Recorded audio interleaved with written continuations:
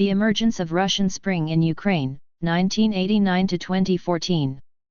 The events of the winter-spring of 2014, Crimea's reunification with Russia and the uprising of the population in Donbass and southeastern Ukraine against those who came to power in Kyiv as a result of the coup marked the culmination of processes that had been brewing in Ukraine since the collapse of the USSR.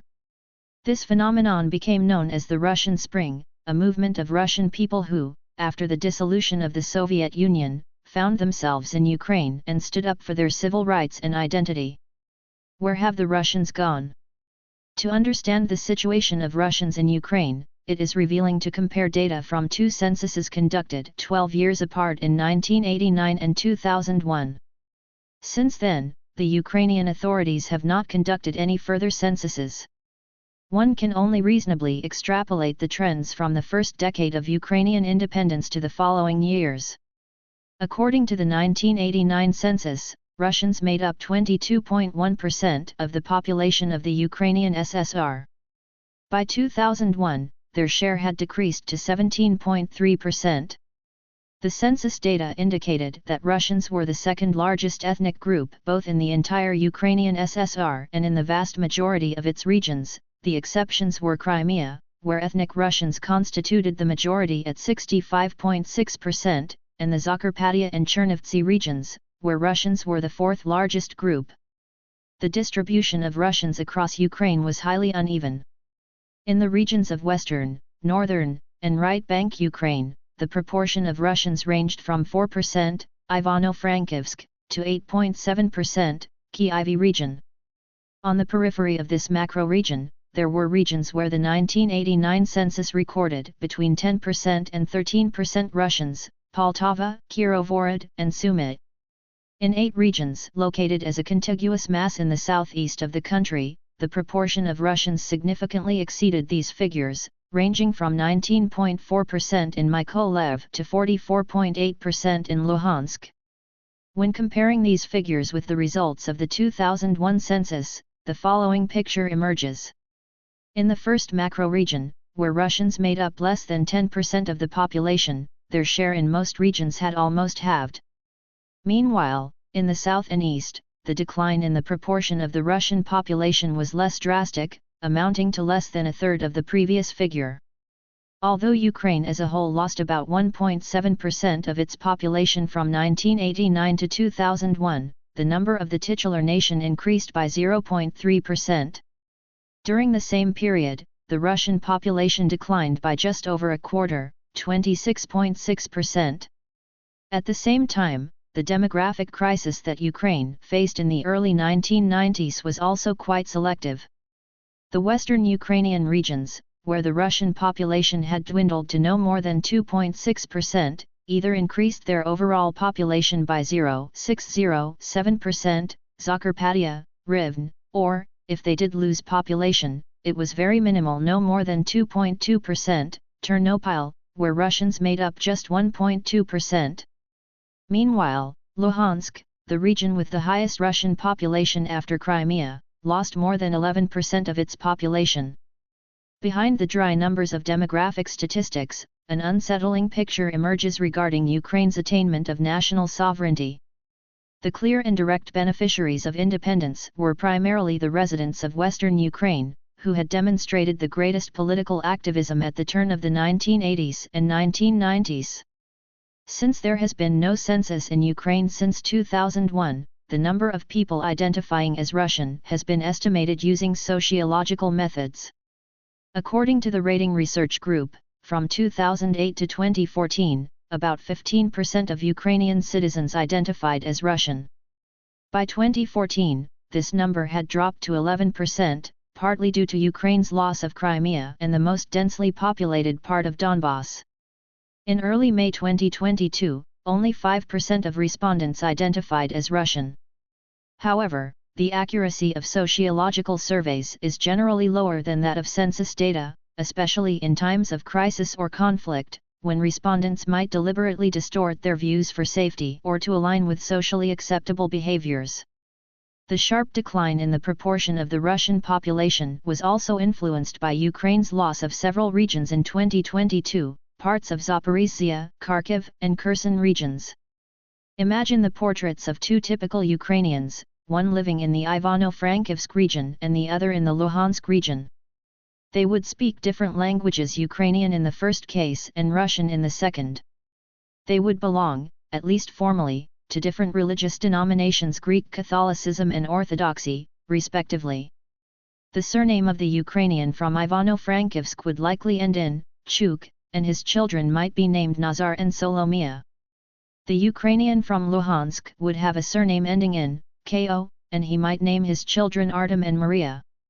The former might have relatives in Canada or Argentina, while the latter would almost certainly have family in Russia. The described image of a resident of Luhansk would, in most respects, be indistinguishable from that of a Russian from Rostov-on-Don or Voronezh. What makes him Ukrainian is exclusively the state policy of creating an imagined national community.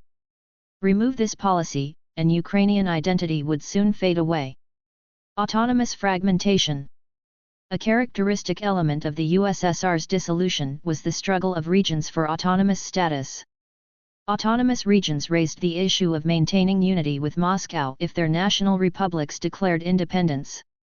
The idea of making autonomous republics subjects of a new union treaty was actively discussed during the negotiations in Novoogoryovo as part of efforts to preserve the USSR.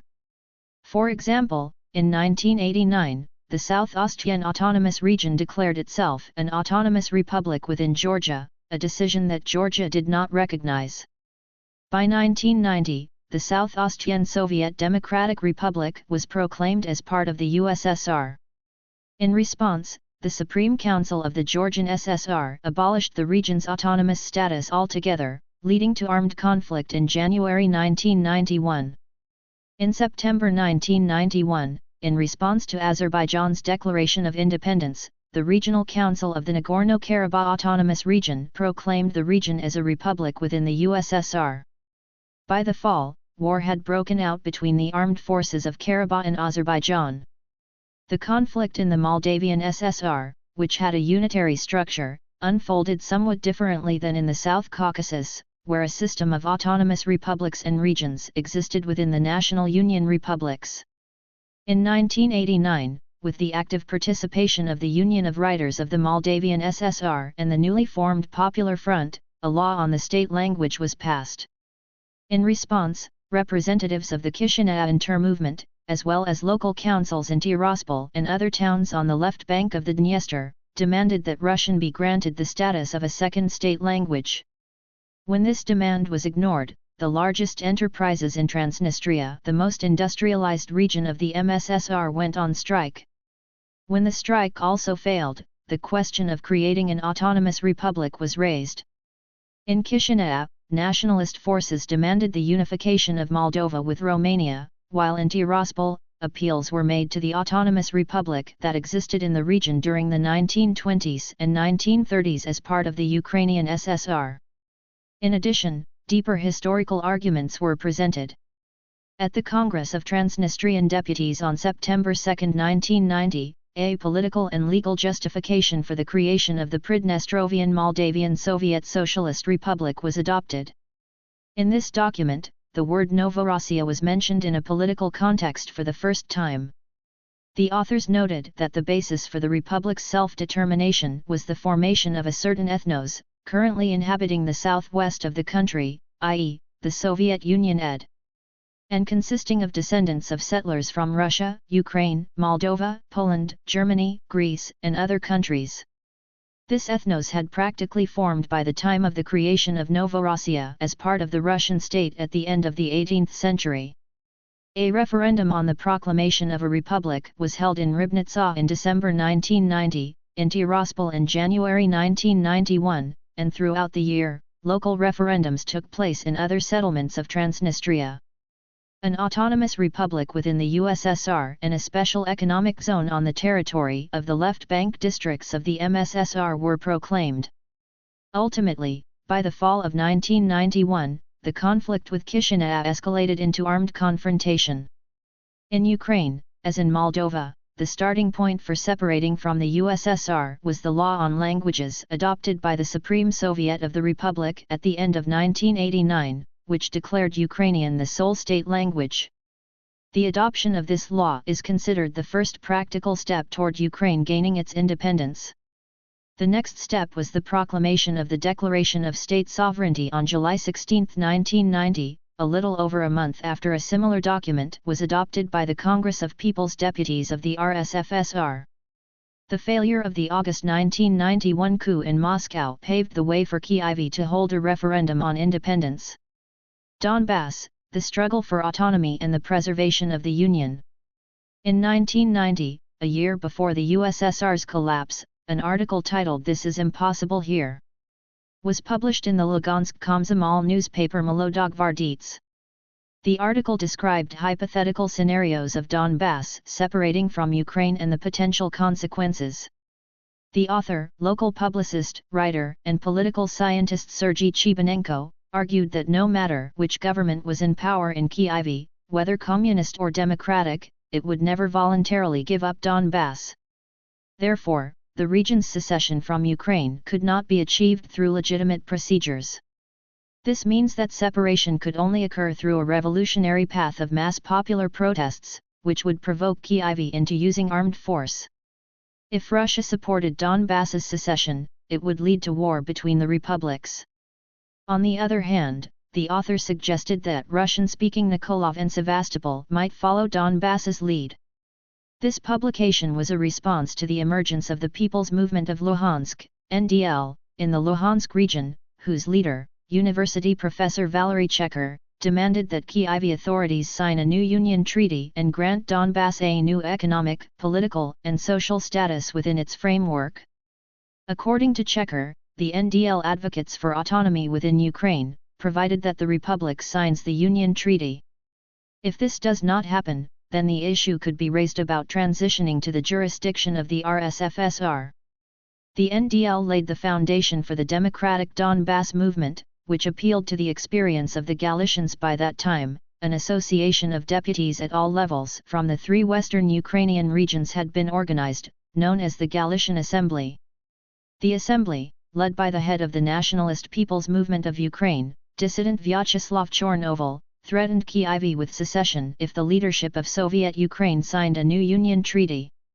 In response, activists of the Democratic Donbass proposed convening a Donetsk assembly, proclaiming a Malorossiya Republic with its center in Luhansk, and tying its retention within Ukraine to Ukraine's continued membership in the Union. It is noteworthy that the historically more appropriate term for Donbass, Novorossiya, had become so thoroughly forgotten during the Soviet period that the Russian activists in Luhansk during Perestroika, unlike their Transnistrian counterparts, might not have been aware of it. In 2016, influenced by Russian writer Zahar Prilpin, the head of the Donetsk People's Republic, Alexander Zakharchenko, declared the creation of Malorossiya. However, at the founding meeting of Democratic Donbass in September 1991, the majority voted against the radical idea of a Malorossiya Republic and the creation of their own military units for its defense, opting instead to adhere to the principles of autonomy and federalism. The most well-known Russian public organization of those years became the Donetsk Intermovement. In January 1989, the founding Congress of the International Workers' Front of the Latvian SSR, or simply Interfront, took place in Riga. One of its leaders was a People's Deputy of the USSR, military engineer, and Colonel Viktor Alksnis. Soon, similar interfronts emerged in other Baltic republics, Moldova, and some other regions of the Soviet Union. The International Front of Donbass was part of this trend. At that time, the organization's main doctrinal principle was the preservation of the Soviet Union. Simultaneously, intermovement activists demanded autonomy for Donbass within Ukraine and the general federal restructuring of the Unitary National Republic. The intermovement also fought for the official status of the Russian language, ensuring its equality with Ukrainian, and opposed Ukrainian nationalism. The creator and ideologist of the Donbass intermovement was Dmitry Kornilov. The organization developed and introduced the black-blue-red tricolor, which years later would become the flag of the Donetsk People's Republic. A significant part of the intermovement's activity was dedicated to popularizing the historical memory of the Donetsk Krivoy Raj Republic during the Civil War. However, the intermovement was not a form of communist revanche in the breakaway republics, rather, it was one of the democratic movements that emerged during the final years of the USSR, standing in opposition to the party nomenclatura, which was visibly transforming into the national elites of the new independent states. The idea of a referendum on proclaiming an autonomous republic in Donbass was actively discussed in the regional press, at rallies, and in meetings of public organizations. Local authorities could not ignore this issue either. As early as September 1990, the Donetsk City Council prepared a draft declaration on the economic sovereignty of Donetsk and the city's status within the Ukrainian SSR.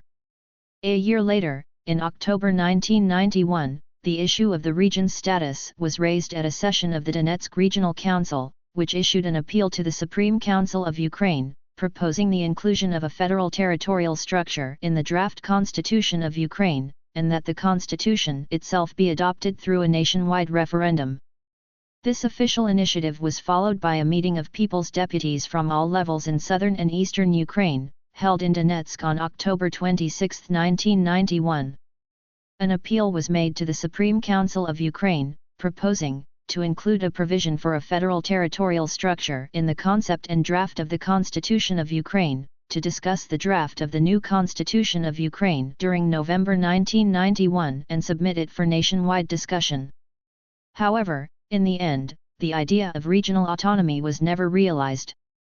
The failure of the State Emergency Committee, GKCHP, in 1991 neutralized those who had hoped for a forceful solution to preserve the Union. The attempt to rely on the KGB, the Ministry of Internal Affairs, and the army proved ineffective in the capital, and the highly centralized Soviet system did not allow for such local initiatives.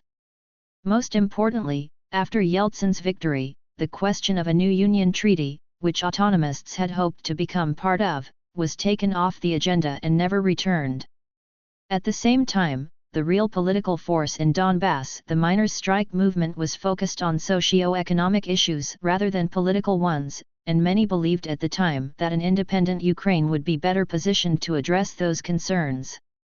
Crimea, with a republic, but without the Union. While Donetsk and Lugansk in 1991 failed to achieve autonomous status, Crimea was more successful in this pursuit. In January 1991, a significant step was taken toward the political self-determination of Russians in Crimea, a referendum on the re-establishment of the Crimean Autonomous Soviet Socialist Republic as a subject of the USSR and a participant in the Union Treaty.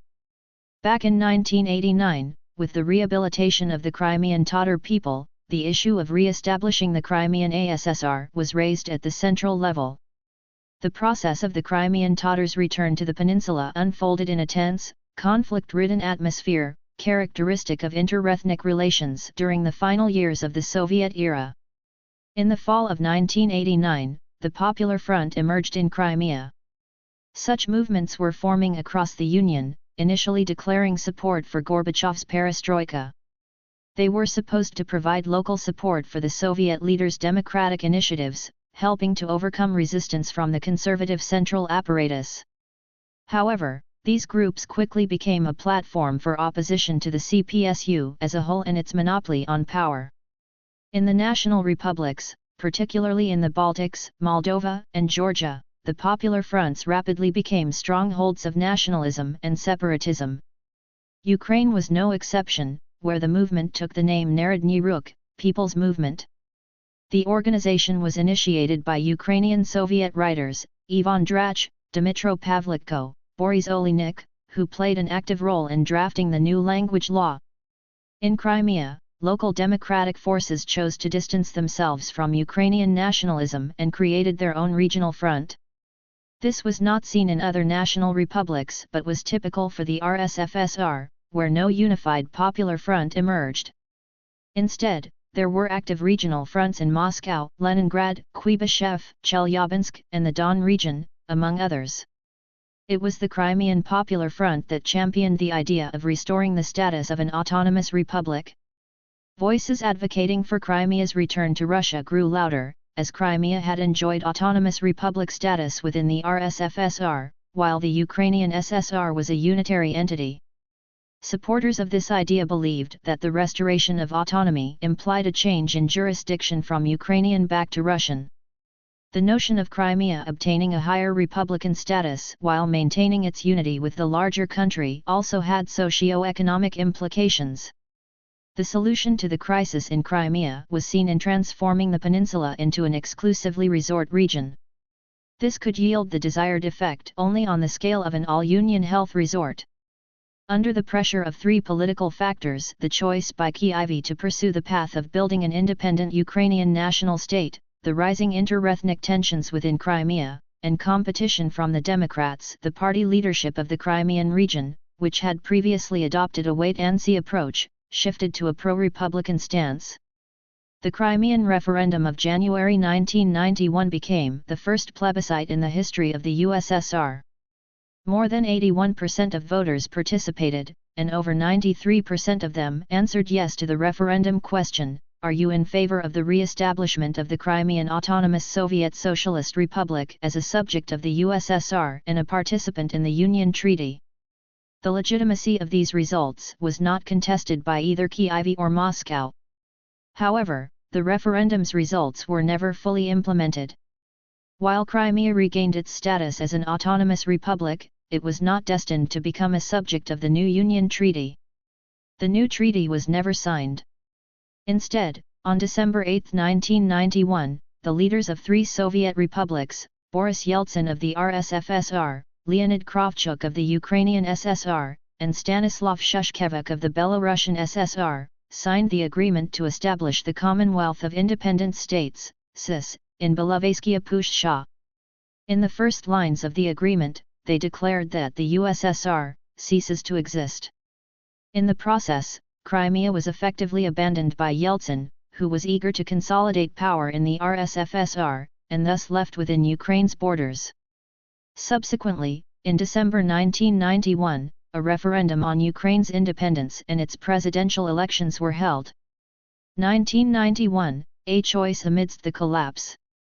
The role of the Russian question in Ukrainian politics is illustrated by the campaign leaflet of Leonid Kravchuk, then a presidential candidate and chairman of the Verkhovna Rada of the Ukrainian SSR. His signature had already appeared on both the Declaration of Independence and the Belovay Accords. Kravchuk, who had recently served as a member of the Central Committee of the CPSU and head of the Ideology Department of the Communist Party of Ukraine, issued an open address to Russian compatriots. No other ethnic group received such special attention. Addressing them in a manner reminiscent of Stalin with brothers and sisters, Kravchuk called the Russians living in the Republic full-fledged masters of Ukrainian land, assured them he would not allow forced Ukrainization, promised to maintain robust ties with Russia, and called for building an independent Ukraine as a state for Ukrainians and Russians, all nationalities residing within it. In this address, Russians were acknowledged as having specific political, economic, social, and spiritual needs, as well as legitimate interests requiring state protection. The presidential candidate expressed hope for Russian support in ensuring the territorial integrity of the Republic and mentioned certain provocateurs sowing inter-ethnic discord and speculating on the issue of territorial claims against sovereign Ukraine. The assurances from the man who would become the father of Ukrainian independence aligned with the political programs of parties and movements typically labeled as pro-Russian. The rhetoric adopted by Kyiv was aimed at preventing internal separatism and warding off claims from neighboring countries, especially Russia. In 1991, Kravchuk decisively won the presidency of independent Ukraine. The residents of the Ukrainian SSR, disoriented by the grand processes of the Communist Party's downfall and the Soviet Union's collapse, twice supported opposing ideas in referendums held that year. First, they voted by majority to preserve the USSR, and later they voted for Ukraine's independence. The second vote, along with the election of a former high-ranking CPSU official as head of state, was for many ordinary citizens an attempt to shield themselves from the consequences of a massive geopolitical catastrophe. Leonid Kravchuk secured victory in just one round. He achieved this result by winning in all regions of Ukraine except for three Galician ones: Lviv, Ivano-Frankivsk, and Ternopil, where dissident and leader of the People's Movement, Ukrainian nationalist Vyacheslav Chornovil, emerged victorious. In two Volyn regions, Volyn and Rivne, the margin in favor of Kravchuk was minimal. The third place in the election went to another Ukrainian nationalist and former dissident, Levko Lukyanenko, a native of Chernihiv. Fourth place in the presidential election was taken by Kharkiv native Volodymyr Hrynia. Hrynia was the vice speaker of the Verkhovna Rada of Ukraine. On August 24, 1991, he refused to support the Act of Declaration of Independence of Ukraine and opposed the banning of the Communist Party. Judging by the results, Hrynia was the candidate from the southeast in that election. Hrynia received the highest percentage of votes in the Donetsk region, 11%, and almost the same in Kharkiv, 10.9%. Slightly less support came from Crimea, 9.4%, and Odessa, 8.4%. For comparison, Kravchuk, the election winner, received 11% in the Lviv region. Hrynia also exceeded the national average, 4.1%, in the Luhansk, 6.7%, and Mykolaiv, 5.6%, regions, with a close result, 3.9%, in Zaporizhzhia.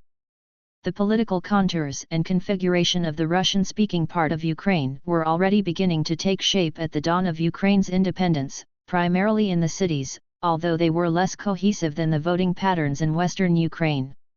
In the snap presidential election in 1994, Hrynia supported Leonid Kuchma, with whom he had been cooperating since the early 1990s. As Kuchma's campaign representative, Hrynia made campaign trips to the cities of Novorossiya, where he had demonstrated strong results in the 1991 elections. This support greatly contributed to Kuchma's establishment as the pro-Russian candidate, enabling his victory in the election.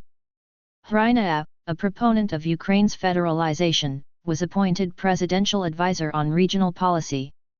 However, Kuchma soon distanced himself from the pro-Russian overtures made to his electorate, and the market-oriented liberal reforms, which Hrynia had always championed, lost popularity both in Ukraine and Russia.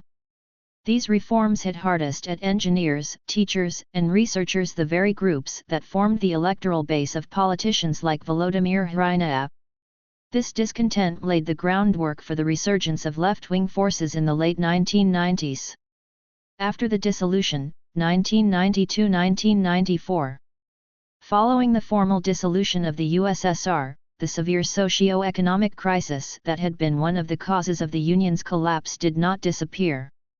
Against this backdrop, a new struggle for power unfolded in the former Soviet republics. In 1992, the conflict between Moldova and Transnistria, located near the borders of the Ukrainian SSR, escalated into an armed phase. In Russia, the conflict between President Yeltsin and the Supreme Soviet culminated in 1993 with street battles in Indiana-Moscow and the shelling of the Russian Parliament building. In Ukraine, as in other republics, the political crisis was rooted in the confrontation between the president and parliament amid acute internal socio-economic issues. As in 1991, the national question once again came to the forefront. In late February and early March 1992, Novorossiya encountered Ukrainian nationalist paramilitary groups for the first time. The friendship train of militants from UNSO, an organization banned in Russia, first visited Odessa, where nationalists staged a riot in the city prosecutor's office. The train then continued through Mykolaiv, Kherson, and Simferopol before reaching Sevastopol. The route of the train itself is quite telling. Militant leader Dmitry Korchinsky openly stated that the display of force was aimed at the entrenched separatists in the southern region. The nationalists encountered no organized resistance, but their visit did stir up the Russian movement. Odessa remembers Novorossiya, and Crimea chooses a president. In 1993, the Odessa City Council became the first among Ukraine's regional centers. The first district center to make a similar decision was Mariupol on November 5, 1991, to adopt the use of the Russian language alongside Ukrainian in its official work. The initiative came from a young politician, Alexei Kostosev, leader of the Civil Forum Odessa, later one of the leaders of the Union Party, then a member of the Political Council of the Party of Regions, and mayor of Odessa from 2010 to 2013. At this time, preparations for the celebration of the 200th anniversary of Odessa's founding were in full swing, sparking a sharp political debate. In 1992, an article with the telling headline "We Are Novorossians" was published in the newspaper Obozrenie. The author argued the following. Emerging from years of oblivion, the word Novorossiya now evokes puzzled incomprehension in those who do not know or have forgotten their history. Political adventurers, who dreamed of recreating a medieval dumpling and embroidered shirt utopia on the ruins of 1/6 of the Earth's landmass, are attempting, with vulgar hooting and cries of shame, to distract the long-time residents of the Black Sea region from rediscovering their own identity and self-awareness. We consider the imposition of a mono-national Ukrainian culture on our land, in its worst tribal expression, to be both anti-historical and sacrilegious. We reject the trend of transforming Novorossiya into the fabricated steppe Ukraine as conceived by nationalist ideologues. Our land has become a place of destiny for many talented people who did not wish to judge their neighbors based on nationality. By the will of history and fate, the jewel of Novorossiya became Odessa, founded by decree of Catherine the Great in 1794. In response, Ukrainian nationalists intellectually countered by claiming that the 200th anniversary of the city was a myth that fueled the autonomy of a fabricated Novorossiya and created a theoretical basis for anti-Ukrainian resistance on the Black Sea coast. It was in this context that the theory of Odessa's 600-year history emerged, first articulated in a book by amateur historian Alexander Boldyrev. But a far more serious resistance was taking place in Crimea. Just before the visit of Ukrainian nationalists, the Republican movement of Crimea was transformed into a political party of the same name, led by Yuri Meshkov. Meshkov, a lawyer by profession, began his public activism as the leader of the Crimean branch of the All-Union Memorial, a public organization dedicated to commemorating the victims of Soviet political repression. In 1991, Meshkov openly opposed the State Committee on the State of Emergency, GKCHP. He then took an uncompromising stance at the forefront of the movement for Crimea's reunification with Russia. Russian movement activists began preparing for a new referendum on Crimea's self-determination. In October 1993, the Supreme Council of Crimea established the position of president, and in January 1994, Meshkov was elected to this role as the leader of the electoral bloc tellingly named Russia. In the second round of the presidential elections in the autonomous region, Meshkov secured 72% of the vote. Notably, the leader of the Crimean Communists, Leonid Grak, finished in fourth place, garnering only 13% in the first round. In the spring of 1994, the Russia bloc won the elections to the Supreme Council of Crimea, with one of the leaders of the Russian community of Crimea and the Republican Party, Sergei Tskov, currently a senator representing Crimea in the Federation Council of Russia, becoming the speaker. However, at that time, the Crimean elite lacked the necessary unity, and the process of the republic gaining full sovereignty became mired in political battles. Donbass holds referendum. In 1992, the Civic Congress Party was established in Donetsk, with Donetsk philosophy professor Alexander Bazylyuk, Kharkiv archaeologist and incumbent Verkhovna Rada deputy Valery Meshcheryakov, and Crimean writer, founder of the Russian community of Crimea Vladimir Tyrkov as co-chairman. All three were former members of the democratic movement during Perestroika, and after the collapse of the Soviet Union, they opposed the former party elite, which had rebranded itself as Ukrainian nationalists. The Civic Congress advocated for the equal status of the Russian language and the federal restructuring of Ukraine. At its inception, the party included future Ukrainian Prime Minister Mykola Azarov. In addition to democratic forces, the pro-Russian direction in Ukrainian politics was also claimed by left-wing groups, particularly the Communists.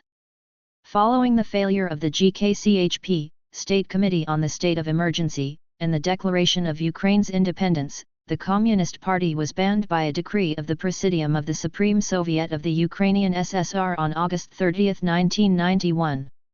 However, by May 1993, the Presidium of the Supreme Court allowed the establishment of a new Communist Party in the country, which was officially founded at the First Congress of the CPU in June of that year in Donetsk.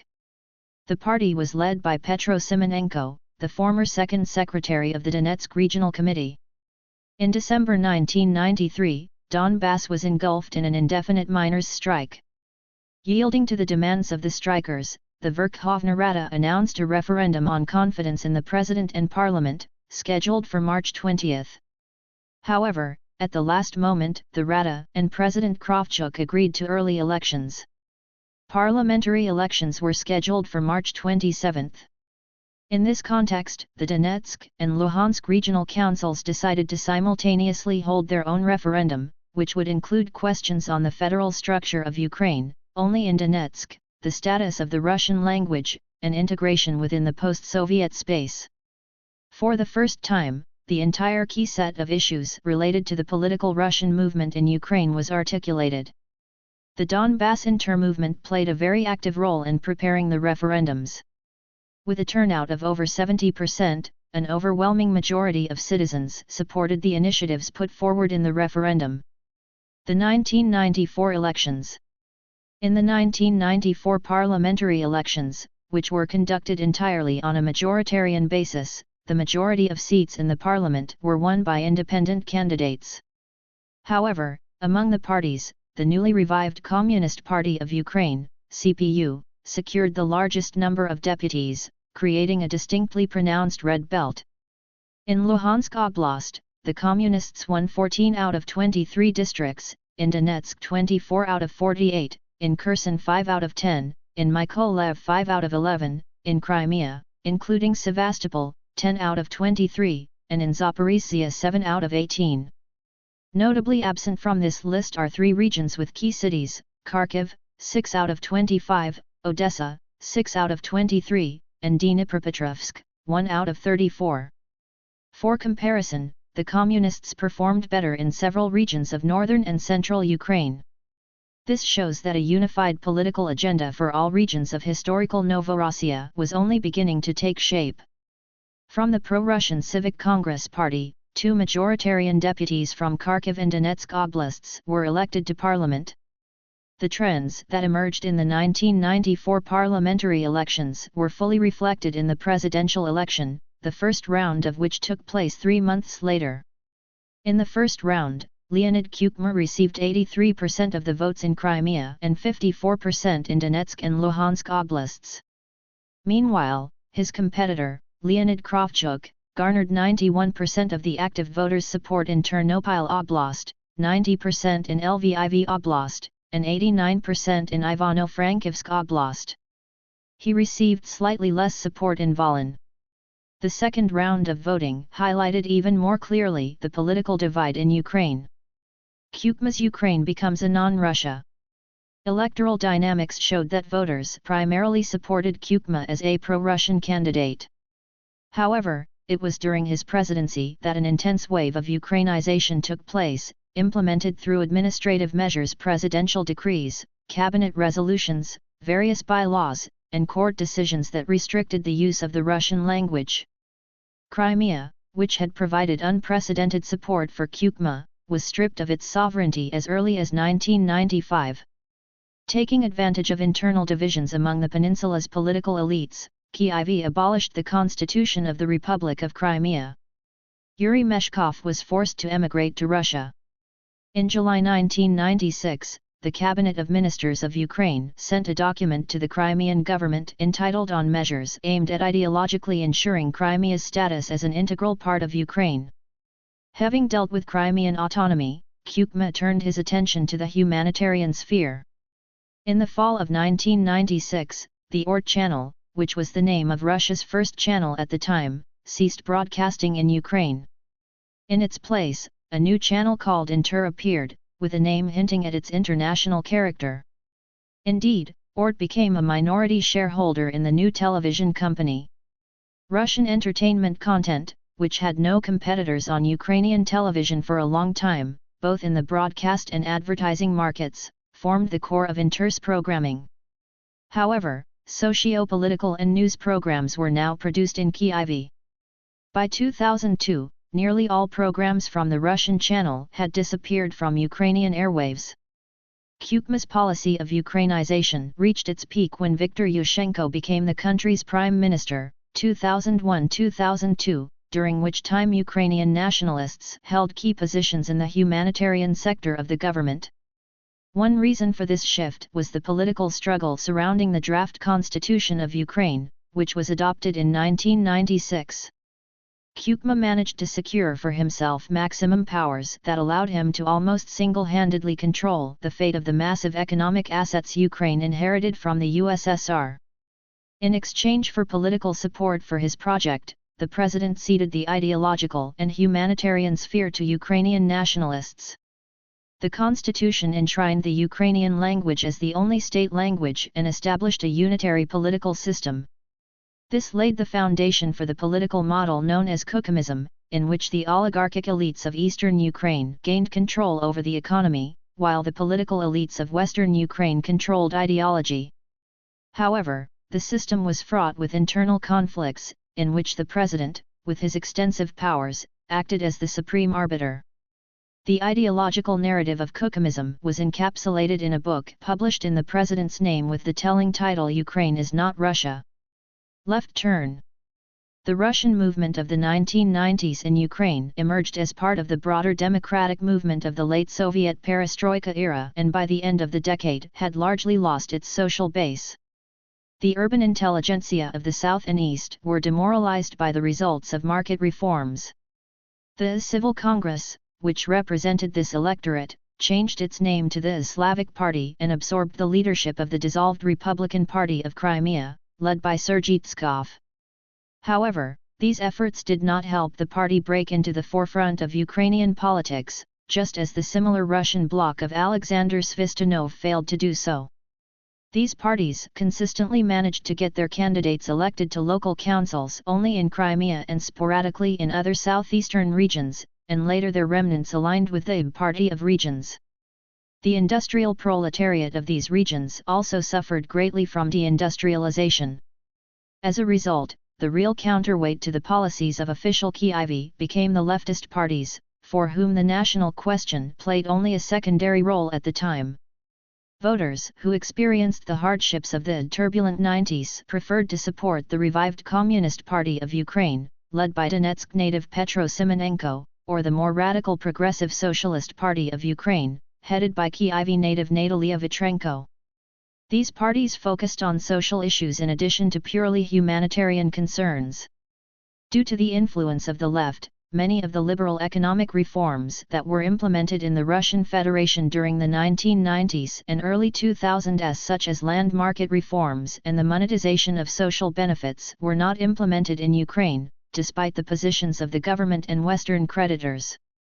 The Communists emerged as the triumphant winners of the 1998 Verkhovna Rada elections and were actively preparing for the upcoming presidential campaign. Natalia Vitrenko, who had split the pro-Russian wing from the more moderate and fairly popular Socialist Party of Oleksandr Moroz, was accused by opponents of causing division and discrediting the left-wing forces in the interest of Kyukma's administration. However, Vitrenko's party became a focal point for activists from the red-brown political spectrum, a term borrowed from the supporters of the Russian Supreme Soviet, which clashed with Yeltsin in 1993. This enabled her party to actively collaborate with certain Russian and even Orthodox political groups, for whom an alliance with more Orthodox communists was not feasible. Despite various challenges, the Russian movement of the 1990s did achieve some successes. Under its pressure, Ukraine was compelled to ratify the European Charter for Regional or Minority Languages in 1999. One of the key initiators of its adoption was Kharkiv deputy Volodymyr Alexeyev. In the Verkhovna Rada, he and around 200 other representatives formed an interfactional coalition dedicated to the protection of the Russian language. This move was set against a backdrop of local government efforts to safeguard linguistic rights. As early as 1996, the Kharkiv City Council declared the free use of the Russian language in local governance. Similar decisions were later made by the Donetsk Regional Council and the Supreme Council of Crimea in 1997. However, these decisions were often overturned by the prosecutor's office and courts, prompting Kharkiv residents to seek a legal basis for their struggle to preserve their native language. After the adoption of the charter, in April 2001, the Kharkiv City Council reaffirmed that its decision to allow the free use of Russian alongside Ukrainian remained in effect, despite threats of dissolution from the authorities. Moreover, the council announced plans for a consultative referendum scheduled for 2002, to coincide with the upcoming Verkhovna Rada elections. An overwhelming 87% of active voters supported the official status of the Russian language. In addition to Odessa, Kharkiv, regional centers and major cities in the Donbas region, Mariupol, Yenikiev, Horlivka, Alkayevsk, Lysychansk, the official status of the Russian language was also adopted in Mykolaiv, Kherson, and Zaporizhzhia. In 2002, the regional councils of Dnipropetrovsk, Luhansk, and the Supreme Council of Crimea petitioned the Verkhovna Rada to hold a referendum on the status of the Russian language, but this request was ignored. In all local councils, the initiators of such decisions were activists from various Russian and pro-Russian parties and public organizations. It should be acknowledged that during this period, the process of Ukrainization was still relatively mild and gradual, and the population, preoccupied with basic survival amidst the ongoing crisis, did not perceive it as the primary issue. Moreover, this movement could not even symbolically rely on the liberal Russia of Boris Yeltsin, which was itself grappling with a series of political and economic crises. At the same time, the Russian movement in Ukraine, with the exception of Crimea, attempted to position itself as a nationwide force, a role that clearly exceeded its actual capabilities, instead of focusing on its core regions. Against this backdrop, President Kukma managed to secure re-election for a second term in 1999. His potential rival, RUK leader Vyacheslav Chornovil, died in a car accident 6 months before the election. Kukma then entered the race as a candidate primarily supported by Western Ukraine, receiving over 90% of the vote in these regions during the second round. Furthermore, he succeeded in securing victory in key regions such as Odessa, Dnipropetrovsk, and even the Donetsk region, which was the home base of his main opponent, communist candidate Petro Simonenko. It seemed that the territorial divide in Ukraine had been overcome, and the Russian question was no longer a political issue. On the other hand, from the early 2000s, Ukraine began to experience economic recovery, and the socio-economic situation stabilized. However, this was merely the calm before the storm.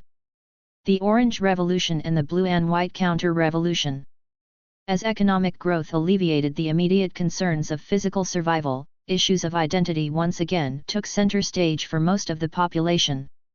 These issues were exacerbated not only by the policy of forced Ukrainization implemented by Kukma's administration but also by the changing geopolitical environment. In 1993, while the post-Soviet space was being shaken by economic upheavals, political crises, and local wars, integration processes to the west of it took on a new dimension. The European Union was established. A few years later, former Central European countries of the Eastern Bloc and the Baltic Soviet republics applied for membership in this new union. In 1999, 3 of these countries, Poland, the Czech Republic, and Hungary, became members of the NATO military political bloc. By 2004, 7 more countries, Latvia, Lithuania, Estonia, Slovakia, Slovenia, Bulgaria, and Romania, had joined them. That same year, most of these new NATO members also became part of the European Union. In 2000, Vladimir Putin became the president of Russia. He successfully halted the disintegration of the country, stabilized the socio-economic situation, and strengthened Russia's position on the international stage. These achievements brought him exceptionally high popularity, not only among Russian citizens but also among neighboring countries, including Ukraine. Putin initiated new integration projects within the post-Soviet space, such as the Shanghai Cooperation Organization, SCO, the Collective Security Treaty Organization, CSTO, and the Customs and Eurasian Unions. Meanwhile, in Yugoslavia, a series of mass protests organized with the use of specialized political technologies led to the ousting of President Slobodan Milosevic. These Yugoslav protests are considered the first color revolution in Eastern Europe, followed by similar events in Georgia in 2003, where Mikhail Saakashvili came to power. All these factors converged in Ukraine around 2004 to 2005, leading to another color revolution, the so-called Orange Revolution, resulting in Viktor Yushchenko becoming president. Yushchenko was an advocate of neoliberal reforms, Euro-Atlantic integration, and Ukrainian nationalism. These three elements defined Kyiv's state policy during his presidency. Yushchenko's main competitor was Viktor Yanukovych, who at the start of the 2004 election campaign was the incumbent Prime Minister of Ukraine. Yanukovych, a native of the Donbas region, had built his career there and had become head of the Donetsk regional administration during Leonid Kuchma's presidency.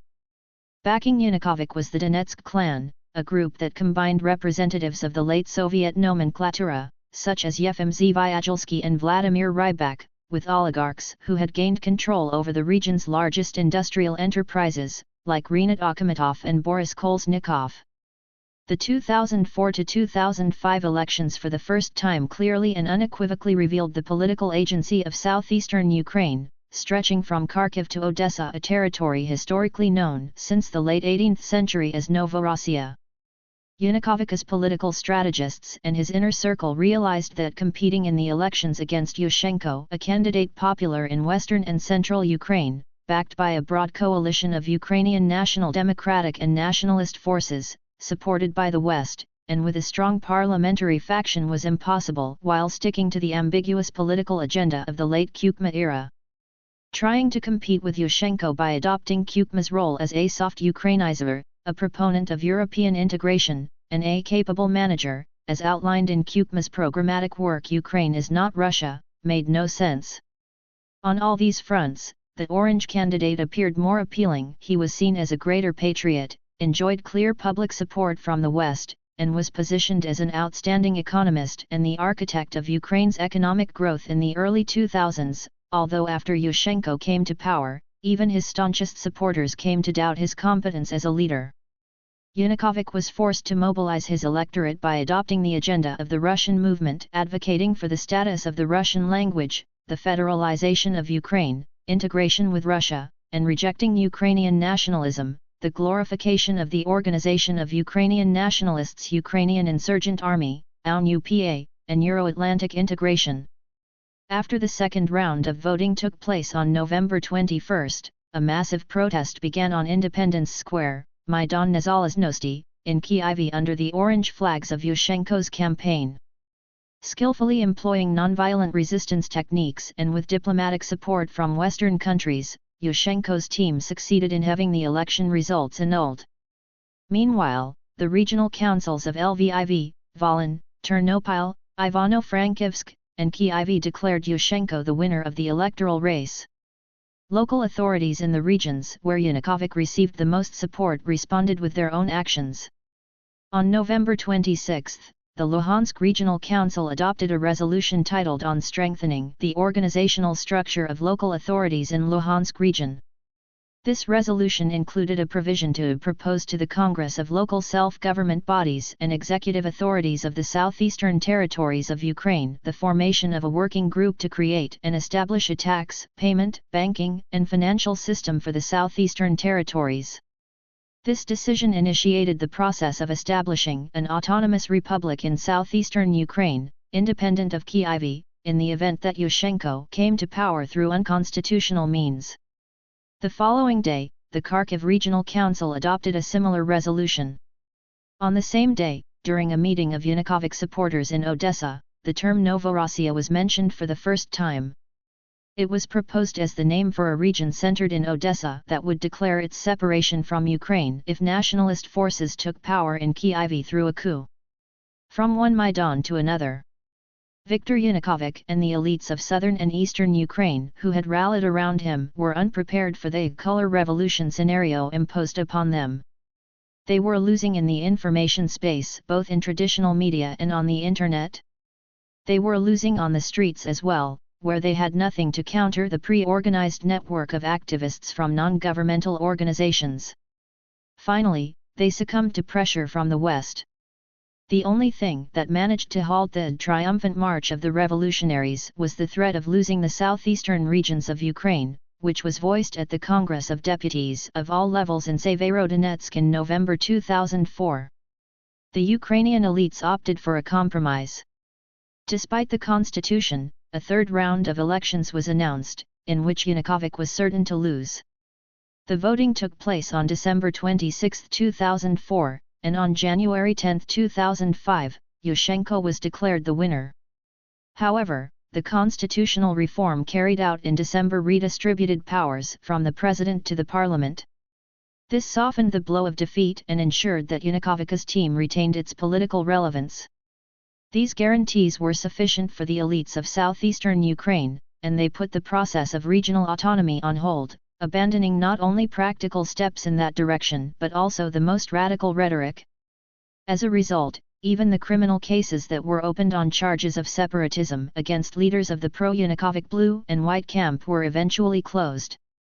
Nevertheless, after suffering a painful defeat, a significant portion of the nomenklatura from the Kukma era sought to distance themselves from Yanukovych, either by switching sides to join his opponents, adopting a wait-and-see approach, or completely withdrawing from political life. Few believed in the political future of the Donetsk leader. However, the Party of Regions managed to regain its lost positions in power, with its revival beginning by leaning heavily on the Russian movement. The start of the regional's election campaign for the 2005 parliamentary elections was launched on June 12 Russia Day in Simferopol, at an event organized by the Russian community of Crimea. Yanukovych became an honorary member of this organization, alongside figures like Yuri Luzhkov, Konstantin Zichelin, and Alexander Dugin. In 2006, during the local elections in Crimea, the regionals made a rare decision to forego their party brand, forming the For Yanukovych bloc in alliance with Russian organizations in Crimea. This strategy yielded highly successful results. The regionals began to integrate other systemic pro-Russian forces in southeastern Ukraine. However, as is customary in Ukrainian politics, the closer a candidate came to power, the further they drifted from Russian ideological positions. The last major successes of the pro-Russian wing within the Party of Regions were the adoption of the so-called Kivalov-Kolesnishenko language law, based on a program developed by the Odessa City Council for the preservation and development of the Russian language, which granted the Russian language full regional status, and the ratification of the so-called Kharkiv agreements with the Russian Federation, which allowed the Russian Black Sea Fleet to remain stationed in Sevastopol. Following these actions, Yanukovych abruptly reversed course and pursued a path of European integration, which ultimately led to his loss of power, his flight to Rostov-on-Don, and Ukraine's descent into civil war. The rise of the Party of Regions as the primary pro-Russian force, against the backdrop of the end of the 1990s economic crisis, displaced the position of leftist forces. After the 2006 parliamentary coalition, the Socialist Party lost its electoral base in central Ukraine, while the Communist Party of Ukraine, CPU, remained a junior partner to the regionals. In the years 2005-2007, the Progressive Socialist Party of Ukraine, PSPU, led by Natalia Vitrenko, became a focal point for those who believed the Party of Regions was too soft and inconsistent in defending Russian interests.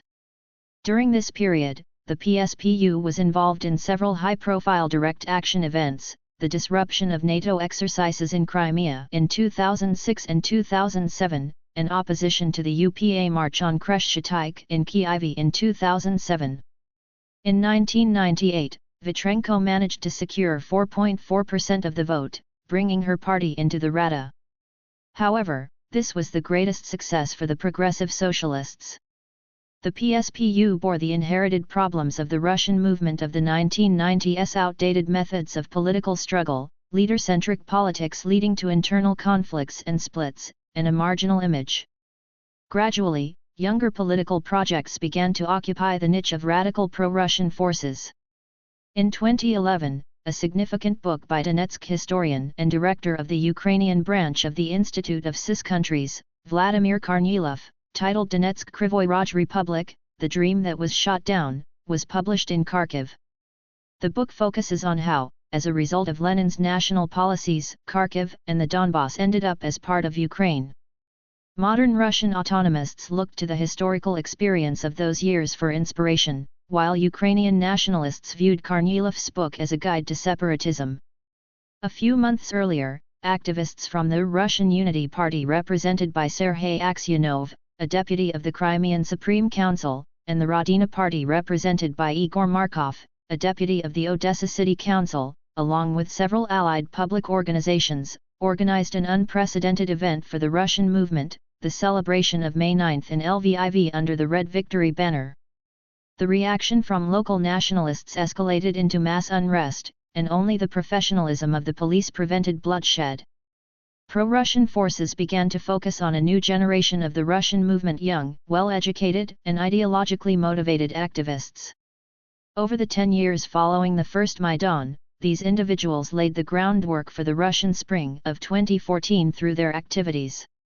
The Russian movement actively adopted methods that had previously ensured the success of nationalist and Euro-Atlanticist forces in Ukraine: network structures, their own media outlets operating according to modern media standards, social networks, direct action, street activism, engagement with civil society, and more. The February 2014 coup and the subsequent mass movement of those who rejected the results of the Maidan brought the history of the Russian movement in Ukraine to an end. Continuing to exist as a fully fledged social force within the framework of the Ukrainian state was no longer possible. The legitimate democratic mechanisms for protecting their rights and interests had been exhausted. The authorities established a public consensus that portrayed the Maidan as the greatest achievement of the Ukrainian people and Russia as an aggressor nation. Anyone who did not conform to this consensus was either marginalized, like the remnants of the Party of Regions, or physically eliminated, like the writer Oles Buzina. Russia's annexation of Crimea, which Ukraine did not recognize, automatically classified all Ukrainian citizens who shared the views of Crimeans as state criminals. No legal public organization could advocate such ideas. After the war in Donbass began, those who supported Donetsk and Luhansk were brutally dealt with. In the rest of Ukraine, at best, they faced arrest and trial, and at worst, they were physically eliminated, as happened to the anti-Maidan activists in the House of Trade Unions in Odessa on May 2, 2014. For Russians in Ukraine, resistance was the only option left, starting with civil disobedience and eventually escalating to armed struggle.